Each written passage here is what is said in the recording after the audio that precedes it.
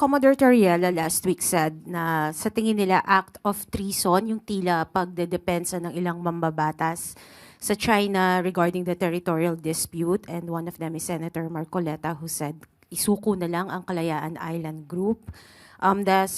Pero although later he claimed that what he said was taken out of context. Does the palace have the same view as Commodore Toriela, and what is the government's stand on the Kalayaan Island Group? Alam naman po natin ang isa sa elemento po ng treason ay dapat mo po na merong actual state of war. So wala naman po tayo sa ngayon na wala po tayo sa estado ng actual state of war. Una-una kung ano man po na pagdidibatihan sa Senado, ginagampanan lang nila ang kanilang tungkulin at meron po tayo sinasabi na freedom of expression.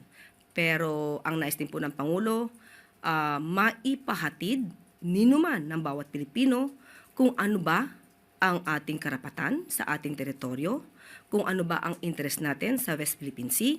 Ganun pa rin po ang posisyon ng Pangulo. Wala pong anumang bahagi ng teritoryo natin o anumang interes ang iso-surrender sa anumang foreign power. Pero dapat din po tayo maging tugma sa ating ipinapahayag. May kasabihan nga tayo, ang magtanim ng hangin, bagyo ang aanihin.